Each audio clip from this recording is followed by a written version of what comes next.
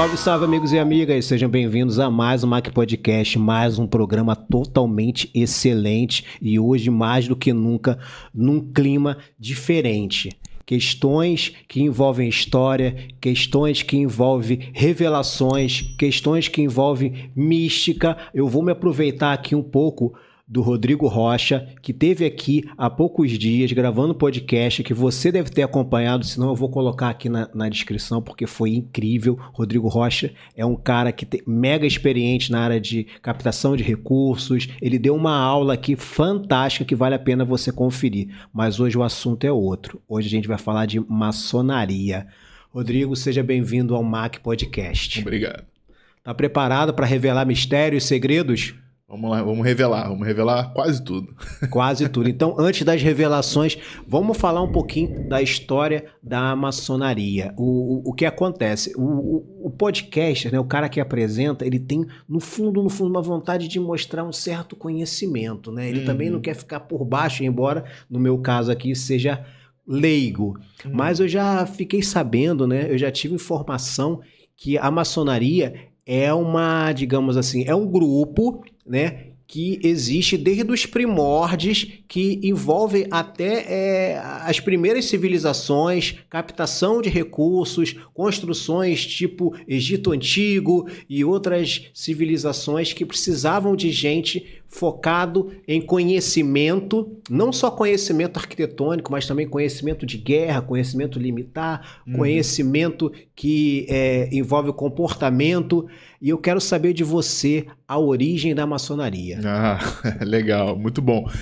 Cláudio, foi bacana você ter feito essa introdução, porque a gente já pode começar desmistificando algumas coisas interessantes aqui, né? Muita gente, você vai ouvir, se botar no Google, né, você vai encontrar muitas informações falando assim, a história da maçonaria se perde nas brumas do tempo. E tem outra expressão também, a maçonaria é de tempos imemoriais, né? Então essas expressões, elas são cunhadas muitas vezes pelos próprios maçons, né? Porque basicamente, e aí vai uma informação interessante, é muito incerta a origem da maçonaria. Então essas frases, de tempos imemoriais, ela vem justamente na falta de uma resposta melhor. Então a gente não tem uma resposta muito precisa sobre a origem da maçonaria. O que a gente de fato sabe, né? O que está documentado historicamente, né? Antes de qualquer coisa, a gente tem que fazer uma distinção entre maçonaria enquanto instituição e o ofício de maçom. Por quê? São coisas que se confundem, né? Pode parecer mas ofício de maçom e maçonaria institucional são coisas diferentes. O que é o ofício de maçom? Bom, a palavra maçom vem do inglês mason, que significa pedreiro. Então é o pedreiro cantareiro. O pedreiro não é necessariamente o pedreiro da construção, é o pedreiro que lapida a pedra que vai ser usada na construção. Essa interpretação originária do termo maçonaria, ela é interessante, ela é importante, por quê? Porque se a gente entende que a palavra vem de pedreiro, a gente já começa a circunscrever um pouquinho a história da maçonaria. A gente já sabe que tem alguma coisa a ver com pedreiros, né? Então, em algum momento, os pedreiros se organizaram numa sociedade, numa fraternidade, que é o que a gente chama institucionalmente de maçonaria. Em que momento histórico foi esse, né? Quando que os pedreiros... E por que os pedreiros se organizaram numa fraternidade entre eles? Bom, é aí que vem o que a gente chama de a maçonaria institucional, que é diferente do ofício de pedreiro. Porque o ofício de pedreiro é o ofício de pedreiro, é o ofício de trabalhar em obra. Esse já existia na Grécia Antiga, no Egito Antigo. Você tem obras humanas feitas aí ao longo dos últimos milênios, né? Então você tem aí muitas obras humanas feitas por pedreiros. Então o ofício de pedreiro meio que sempre existiu. Agora, a maçonaria institucional, que é a organização desses pedreiros em torno de um bem comum, de uma lógica comum, isso é mais ou menos recente do ponto de vista histórico. Quando eu falo mais ou menos recente, quais são os registros históricos mais antigos que a gente tem? Data do século XIV. Então, 1300 e alguma coisa, a gente começa a ter os registros históricos em manuscritos dessa prática maçônica institucional, ou seja, esse foi o momento histórico em que a gente tem certeza que esses pedreiros medievais se organizaram ali numa sociedade, numa instituição, que a gente chama hoje de maçonaria. Então a origem da maçonaria, de fato, é incerta, se perde nas brumas do tempo, é verdade, sim. Mas a gente sabe que como organização institucional aconteceu por volta do século XIV. A partir do século XIV começa então essa trajetória da maçonaria documentada, né? Porque você fala assim, mas pode ter acontecido alguma coisa antes? Pode, mas a gente não tem documento, então a gente não sabe. Seria mera especulação. O que eu tenho de concreto é que a maçonaria enquanto instituição, a partir do século XIV, da Idade Média, começa a existir. Não, perfeito. Você trouxe um relato histórico que a gente agradece, mas vamos viajar um pouquinho na questão mística, na questão dos boatos, o que não foi provado ainda, as histórias mais corriqueiras, assim, que principalmente agradam aos seus ouvidos sobre a história ainda não comprovada da maçonaria. São várias teorias, né? Essas várias teorias, as mais conhecidas, né, remetem ao Egito Antigo, é uma delas, né, que dizem, se conjectura-se, né, que os construtores envolvidos no processo de construção das pirâmides teriam se organizado institucionalmente numa organização que já seria a maçonaria. Essa é uma, digamos assim, uma teoria. Outra teoria, também muito midiática, né, vocês vão encontrar muita coisa na mídia falando sobre isso, mas sem muita documentação histórica, diz respeito aos Cavaleiros Templários. Então dizem também que os Cavaleiros Templários foram perseguidos durante o processo de Inquisição na Idade Média e nesse processo de perseguição eles se organizaram numa sociedade fechada que seria a maçonaria. Então essa é uma segunda teoria. Essas são as duas teorias. Vamos colocar assim, uma coisa mais teoria da conspiração. Uma coisa assim, não tem comprovação nenhuma, não tem documento nenhum, mas as pessoas gostam de imaginar que tenha ligação com o Antigo Egito e com os Cavaleiros Templários. Na prática, não quero, né, jogar balde de água fria em ninguém, mas na prática a gente não tem documento nenhum disso. O que eu tenho documento concreto é guildas medievais de pedreiros a partir do século XIV, né? O que não desmerece a maçonaria em nada, porque às vezes as pessoas pensam assim, poxa, mas então se não descende dos egípcios e não descende dos Cavaleiros Templários, então a maçonaria descende de simples pedreiros medievais, que coisa sem graça. Mas na verdade não é tão sem graça não, porque esses caras, né, esses pedreiros medievais, eles eram herdeiros de uma tradição antiquíssima e interessantíssima, porque o ofício de pedreiro na Idade Média era um ofício muitíssimo valorizado, não era uma profissão menor, era uma profissão muito relevante, afinal de contas ele lidava com o sagrado. Basta você ver que quem era o principal cliente dos construtores medievais era a Igreja Católica, construção de abadias, catedrais. Então eles eram os construtores do sagrado.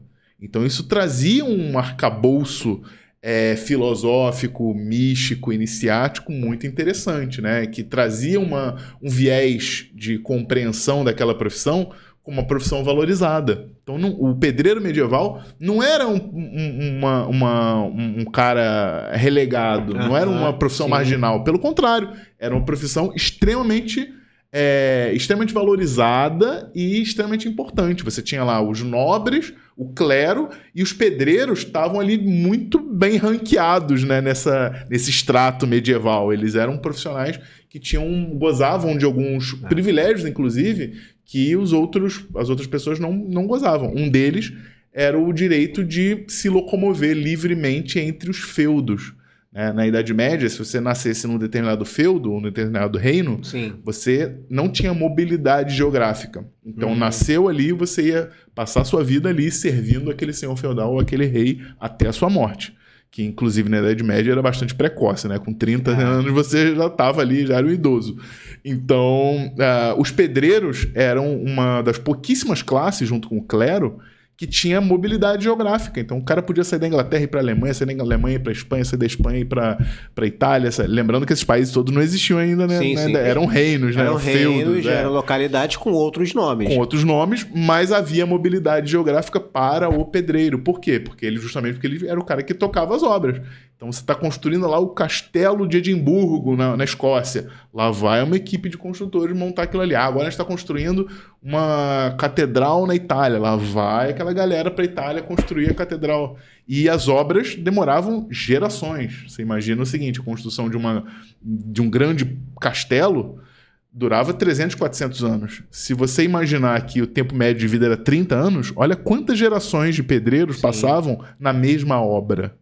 Então isso traz um peso, uma relevância histórica muito bacana para esses caras construtores medievais. Então o pedreiro medieval, de onde está documentalmente falando a origem da maçonaria, não é um cara relegado, não é uma profissão marginal. Ao contrário, é um protagonista da história naquele momento.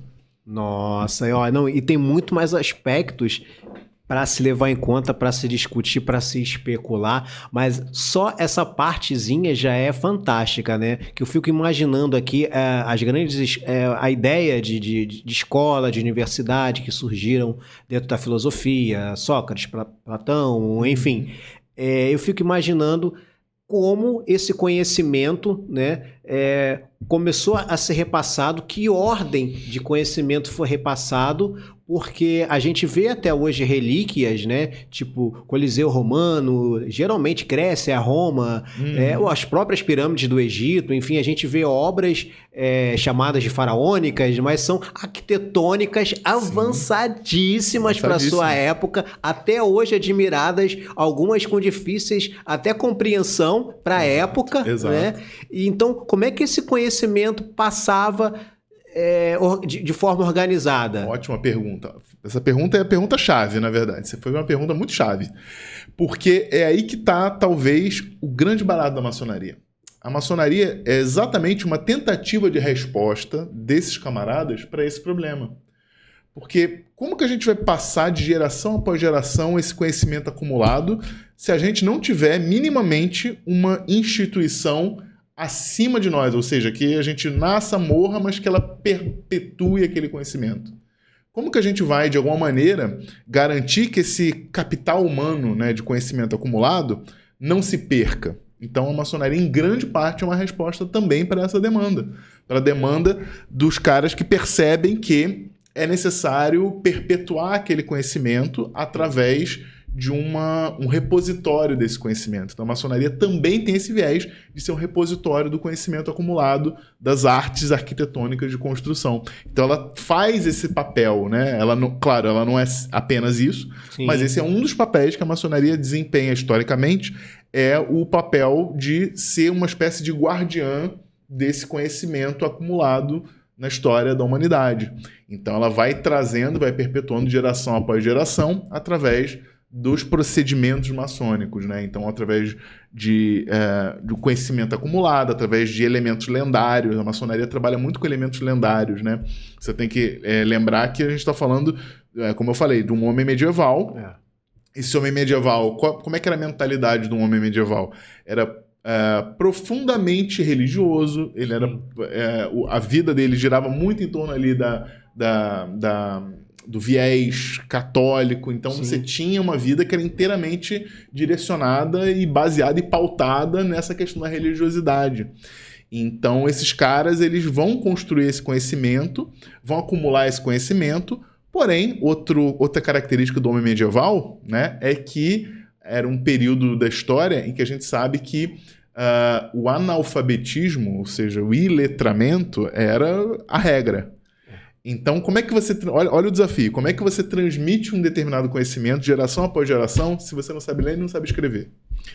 A única maneira que eles encontraram foi: vamos criar uma instituição que vai transmitir oralmente, através de lendas, ou seja, através de o que no cristianismo chamariam de parábolas, né? Seriam histórias, causos, né? E aí eles foram acumulando várias histórias, várias lendas, vários elementos lendários, várias alegorias, aquela forma de transmitir o conhecimento, e foram passando aquilo ali geração após geração através de uma tradição oral.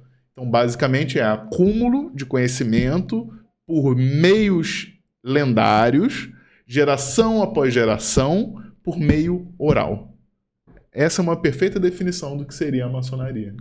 Perfeito, né? Aí já imaginar a importância do povo judeu histórico, né? Inclusive no período que hoje está mais diversificado, mas eles eram os homens de letras, né? Eles eram o povo que tinham essa questão da educação, da escrita e da leitura muito firme, justamente muito investida, justamente para poder estar passando a história e o legado. Uhum. Então a gente já tem essa transmissão de conhecimento, né? A gente já do maçom, a gente já começou a entender isso um pouco melhor, a gente já viu os benefícios que envolvem arquitetura, que envolvem engenharia, ciência. Sim. E agora vamos falar da parte mais cobiçada, talvez. Uhum. Quais os aspectos ocultos, os aspectos que envolvem teorias, que envolvem magia, que sim. são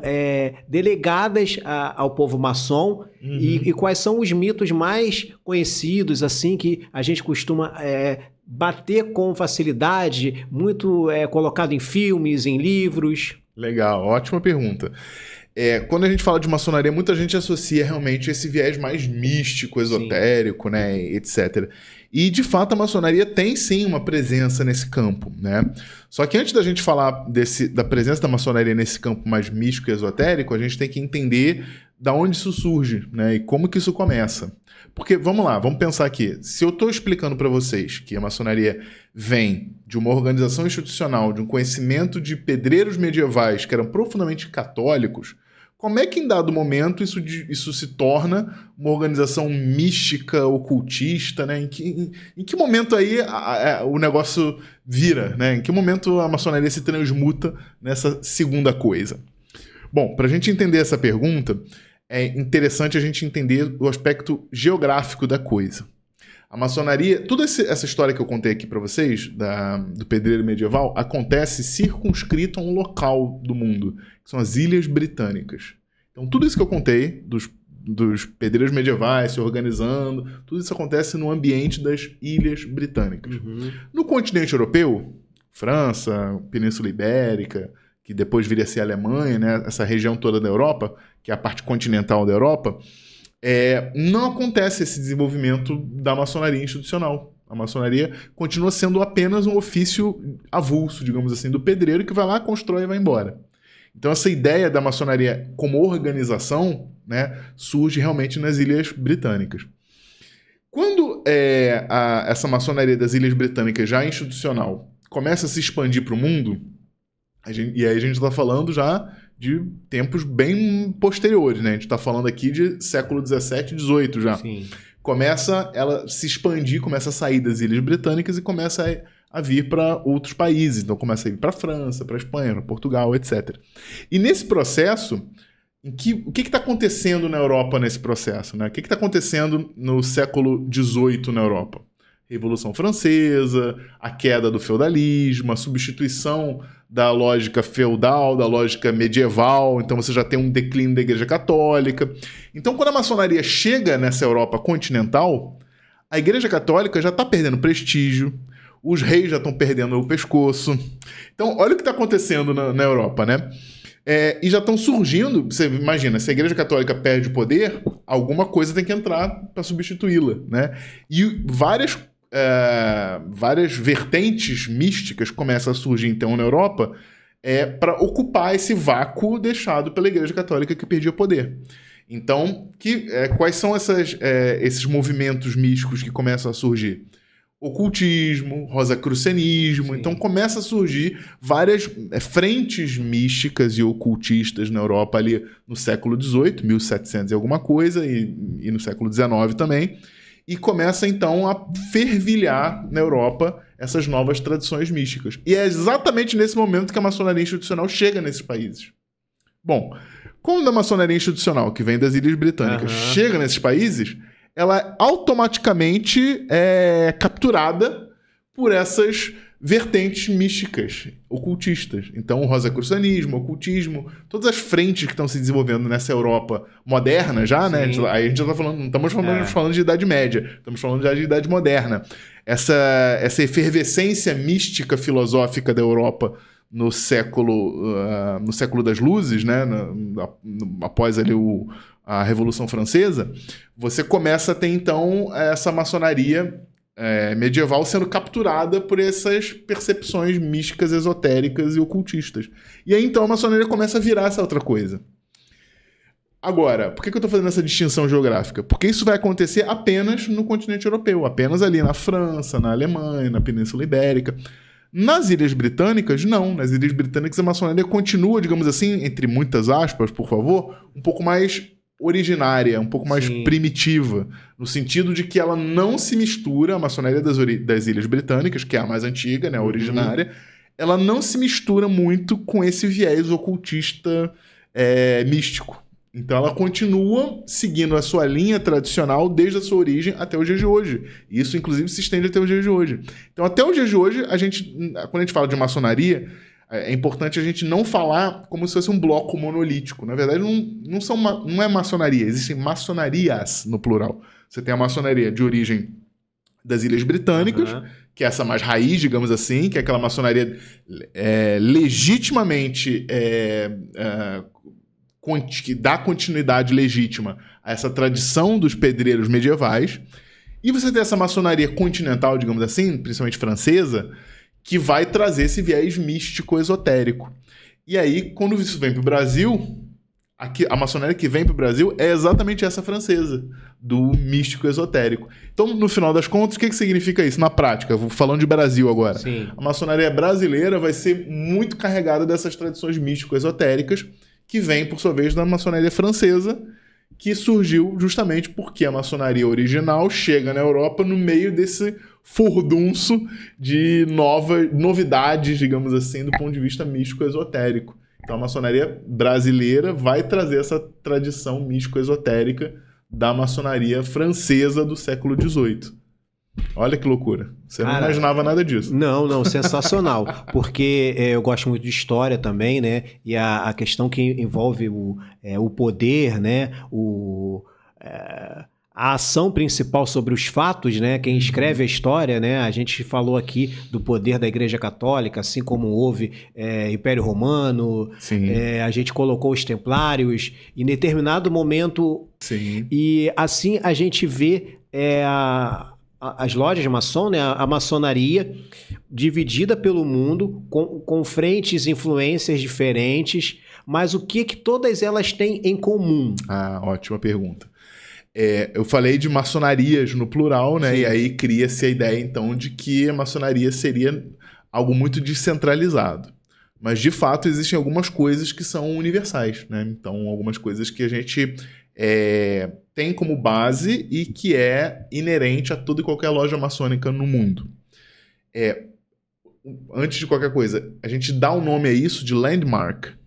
Landmark. O que são os landmarks? São espécies de cláusulas pétreas da maçonaria. São aquelas coisas assim que você usa como distinção sobre o que é maçonaria e o que não é maçonaria. Então a gente chama isso de landmark. Existem diversos sistemas diferentes de landmarks, mas o mais aceito diz que, em primeiro lugar, uma loja maçônica, um maçom, precisa necessariamente acreditar num ser supremo. E aí a gente pode chamar de Deus ou o nome que a gente quiser chamar, né? Que seria a inteligência criadora, o Logos, né? Um ateu não pode ser maçom. Um ateu não pode ser maçom, perfeitamente. Então essa é a primeira premissa, digamos assim, que vai ser inerente a todo e qualquer maçom na face da Terra.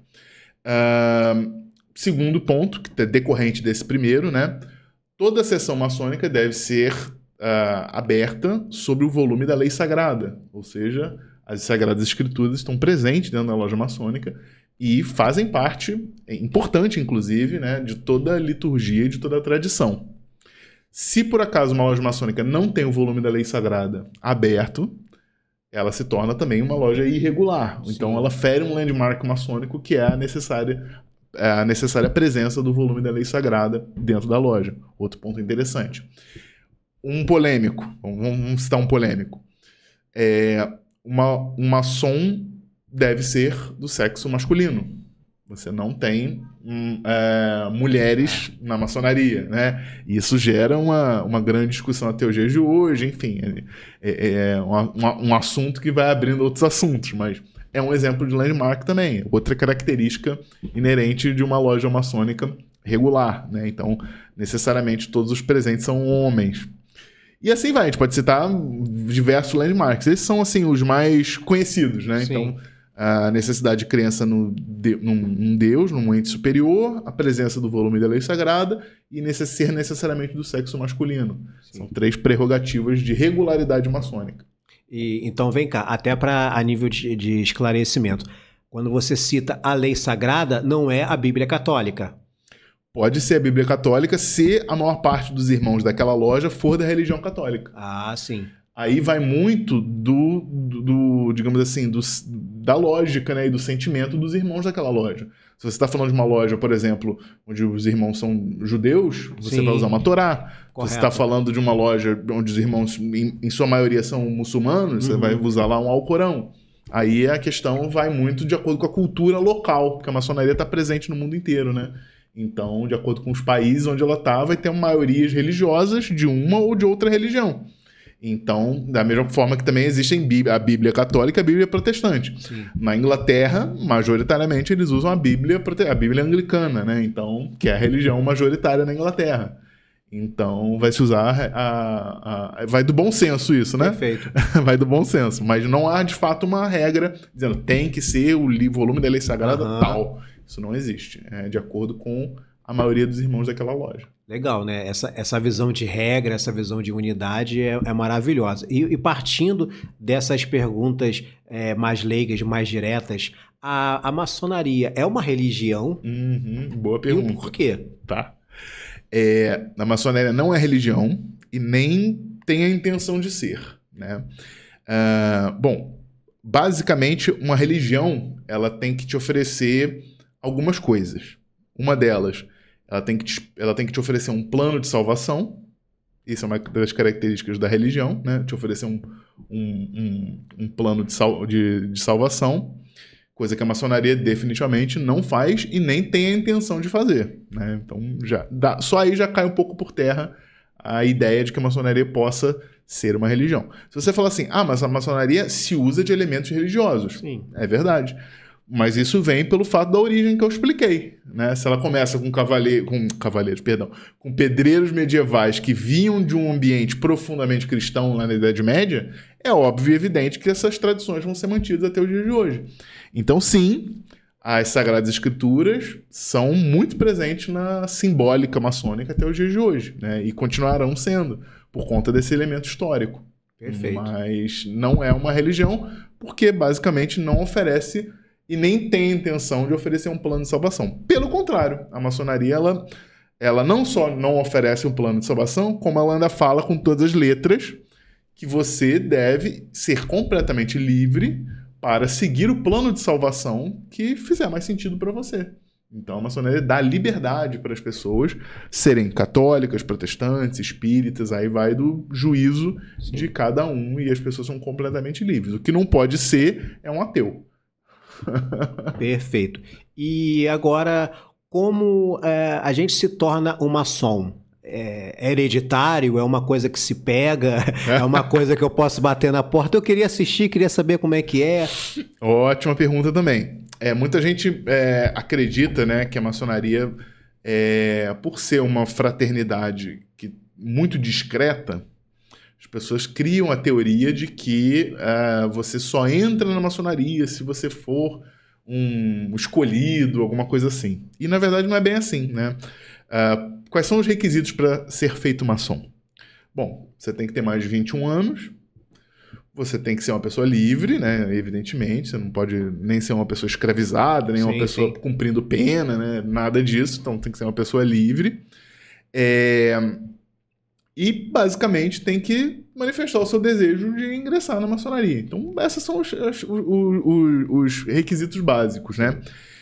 Procurando uma loja maçônica ou procurando um maçom, ou procurando a grande loja, né, que é o organismo central da maçonaria, chama grande loja, o candidato, a pessoa que tem interesse, vai ser recebida e vai receber algumas orientações. Na internet você encontra, né? Se você for do Rio de Janeiro, o site da Grande Loja Maçônica do Estado do Rio de Janeiro. Lá tem as informações inerentes ao processo de admissão de um maçom. Então não é, digamos assim, ou não deveria ser, né? Algo visto como são alguns escolhidos, alguns iluminados. Na verdade, não é nada disso. Se você é livre, se você tem interesse, se faz sentido para você, vai e procura, porque pode ser algo que vai fazer muito sentido na sua vida, como faz na minha. Cara, sensacional. Você acabou aí de dar um spoiler de uma pergunta. Não tem como não perguntar isso. Eu quero saber diretamente, você é maçom e como você entrou na maçonaria? Sim, sou maçom. Meu pai era maçom. E para mim eu cresci um pouco, né, nesse ambiente maçônico, ouvindo falar de maçonaria praticamente todos os dias. Então eu cresci meio que no ambiente maçônico. E aí, no ensino médio, eu tinha ali meus 16, 17 anos, eu tive a oportunidade, então, de conhecer uma coisa que eu não sabia que existia, que é um negócio chamado Ordem de Molay, que é uma fraternidade paramaçônica para jovens, entre 12 e 21 anos. Então, imagina, eu, louco de curiosidade de maçonaria, vendo meu pai saindo para ir para a loja maçônica e me mordendo de curiosidade. Aí eu descubro que tem uma fraternidade juvenil da maçonaria chamada Ordem de Molay. Eu fiquei louco. Então você imagina o que aconteceu, né? Pressionei meu pai. Bom, final da história, acabei entrando na Ordem de Molay. Que é exatamente isso, né? Uma sociedade paramaçônica, uma fraternidade mantida pela maçonaria, que foi idealizada originalmente para filhos de maçons, mas não é circunscrita apenas a filhos de maçons. Qualquer jovem de 12 a 21 anos incompletos pode ingressar na Ordem de Molay. E para mim foi maravilhoso, foi uma experiência de vida assim que basicamente mudou minha vida, porque muita coisa que eu aprendi, muita coisa que eu cresci, muita coisa que eu me desenvolvi foi dentro da Ordem de Molay. Então fez tanto sentido para minha vida que eu falei, cara, eu quero continuar aqui para sempre. Só que termina quando você faz 21 anos. Mas aí você é promovido? Exatamente. Então aí eu tive a oportunidade então de continuar essa trajetória, né? O fato de ser de Molay não quer dizer necessariamente que você vai se tornar maçom. Sim. É uma escolha sua. Mas para mim fez todo sentido. Então eu continuei minha jornada maçônica e fui iniciado na maçonaria, na loja Perseverança e Harmonia, número 183, que é a loja maçônica a qual eu pertenço. E nessa loja maçônica eu tive a oportunidade de perpassando todos os graus, perpassando os cargos da maçonaria também até chegar à cadeira de venerável mestre da loja, que é o cargo máximo, né? O presidente da loja, digamos assim. Né? Então, que para mim foi uma honra inominável. Minha grande honra na minha trajetória maçônica é ser um past master da loja Perseverança e Harmonia número 183. Então, ali foi a grande escola de maçonaria, e é até hoje, na verdade, minha grande escola de maçonaria, e continuo militando maçonicamente na Perseverança e Harmonia até o dia de hoje. Cara, tem tanta pergunta para fazer aqui que eu não sei nem por onde começar e o tempo tá acabando. Mas vamos lá. Eu acho que a questão mais popular vamos colocar assim, como benefício, é que um maçom ajuda outro maçom. É claro que você não vai chegar para um irmão seu, seja maçom ou não, e falar, ó, compra isso aqui quebrado, compra isso aqui mascarado que vai dar defeito depois. Não, obviamente você vai chegar para o irmão com uma coisa justa, uma coisa honesta, e daí não faz nem tanta, não coloca nem tanto como benefício, mas é meio que considerado um benefício quando um maçom ajuda outro maçom. Uhum. Tem mais algum benefício que a gente possa colocar dessa forma? Sim, essa questão da ajuda mútua, né, que você falou agora, realmente muito valorizada na maçonaria. Mas é importante destacar exatamente o que você falou. A ajuda mútua na maçonaria, ela só é lícita e só faz sentido se forem em justos empreendimentos. Ou seja, o maçom de fato está disposto a ajudar um irmão, desde que o que ele está querendo fazer seja completamente correto e justo. Então, esse é um ponto muitíssimo importante. Porque muita gente imagina que o maçom vai ajudar o outro, mesmo se for para encobrir algo errado. E isso, definitivamente, não só não acontece, como, inclusive, é contrário aos próprios landmarks da maçonaria. Então, isso é antimaçônico. A ideia de você favorecer uma pessoa que está fazendo algo errado é um princípio antimaçônico. Se você quer fazer algo que é contrário à maçonaria, é só você fazer isso. Então, esse é um ponto muito bacana que você mencionou. Bom, para além, sim, dessa filosofia, né, da ajuda mútua, existem infinitos benefícios na maçonaria. O principal deles é a oportunidade de você ter os seus horizontes abertos. E aí, quando eu falo isso, eu falo tanto do ponto de vista do conhecimento histórico, que sim, é muito bacana, muito relevante, mas não é só isso. Contatos com pessoas, e isso é uma coisa que a maçonaria faz magistralmente bem. Contatos muito profundos com pessoas que, se não fosse a maçonaria, talvez você não tivesse contatos tão profundos assim. Sim. Porque um dos landmarks maçônicos, né, é que não se fala, e isso também é uma coisa que é contra o senso comum, porque as pessoas fora da maçonaria pensam o contrário do que eu vou falar agora. As pessoas imaginam que na maçonaria se debate política e se debate religião.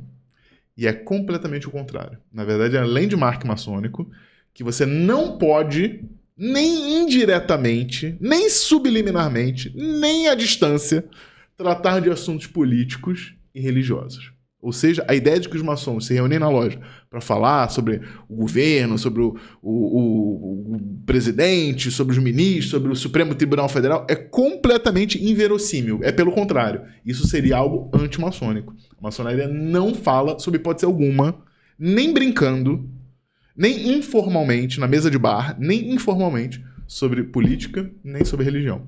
Isso é maravilhoso porque pessoas que normalmente, se não fosse a maçonaria, talvez se odiassem, na maçonaria se amam profundamente. Se respeitam, se admiram, se ajudam, se apoiam e vivem em harmonia. Ou seja, isso, nos dias de hoje de polarização política, por exemplo, é algo que, não vou nem dizer que vale ouro, porque ouro seria barato perto do preço que isso vale. Isso vale demais. Então, assim, as oportunidades que eu tenho na maçonaria, não só pela ajuda mútua, não só pela abertura de horizontes filosóficos e históricos, mas também pela grandiosa oportunidade que eu tenho de conviver fraternalmente com pessoas que eu amo profundamente e que, se não fosse a maçonaria, talvez não fosse bem assim, né? Então, esse é um valor inestimável e só quem está lá dentro vai entender talvez a profundidade disso que eu estou falando. Quem está me ouvindo é maçom, talvez tenha essa compreensão mais clara. Se você não é maçom, talvez você tenha uma pequena noção, mas se um dia você se interessar pela maçonaria, você vai entender isso e sentir isso na pele, é muito gostoso. Cara, é fantástico. Eu agora falando de determinadas religiões, do qual eu tenho conhecimento, eles vendem muito aquela ideia da prosperidade, né? Você dá o dízimo que Deus vai te dar em dobro e etc, e você vem para a igreja, assiste o culto que você vai prosperar, que você vai ficar rico e por aí vai. E eu acho que para o leigo existe essa ilusão também, né? Que o maçom tá na ordem para poder se ajudar e todo mundo ficar rico. Sim. Sim, esse é um dos grandes mitos da maçonaria, talvez um dos maiores, né? Se não o maior. A verdade é que, poxa, se ficar rico sendo maçom, até agora o Pix não caiu para mim. Uhum. Então, eu acho que não é bem assim que funciona, não. Mas piadas à parte, cara, essa ideia, né, de associar o maçom à prosperidade, ela não tem muito fundamento na prática, né? Assim, é mais uma coisa de ideal do que propriamente de realidade. Se você for observar ali a realidade com uma lupa, você vai ver que não é bem assim.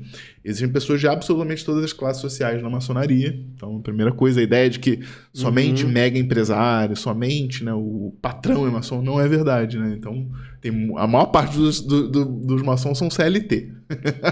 Então, não é verdade que a maçonaria tenha um poder econômico ali acima da média.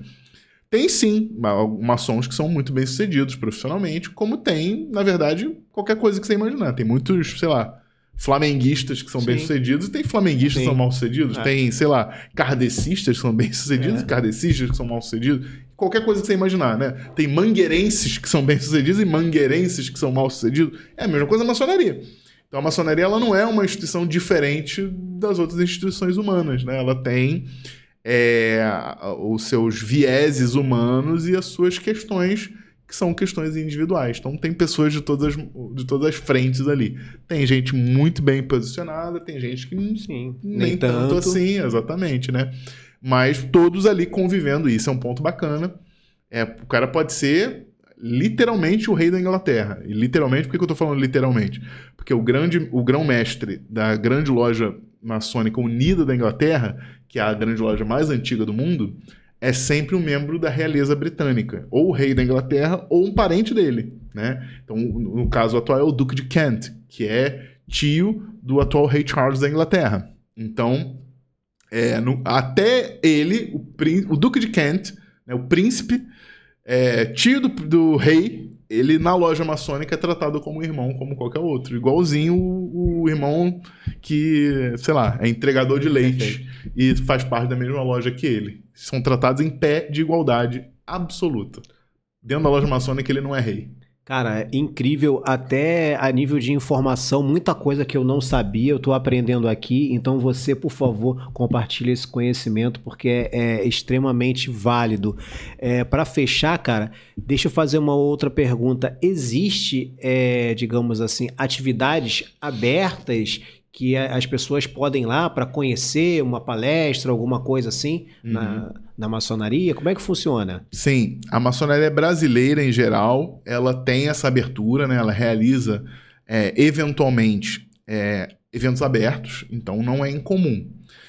A maçonaria de origem, como eu expliquei aqui, né, das maçonarias, a maçonaria de origem nas Ilhas Britânicas, que é essa maçonaria mais raiz, digamos assim, ela não vai ter essa questão das cerimônias abertas, não vai ter muito essa oportunidade. Porém, ela é extremamente aberta também, porque ela é uma frente, uma linha de entendimento da maçonaria que é aberta à curiosidade das pessoas. Então, assim, quem procura é convidado, sim, a vir conhecer a maçonaria. Talvez não dentro de uma sessão, né? Não dentro de uma cerimônia, não dentro de uma reunião propriamente dita, mas numa confraternização, numa oportunidade de bate-papo, numa oportunidade de esclarecimento, numa visita informal à loja. Isso pode acontecer sim. Então, qualquer pessoa que tenha curiosidade, se colocar na internet, procurar a grande loja maçônica do estado do Rio de Janeiro, vai encontrar diversas lojas maçônicas, muitas, né?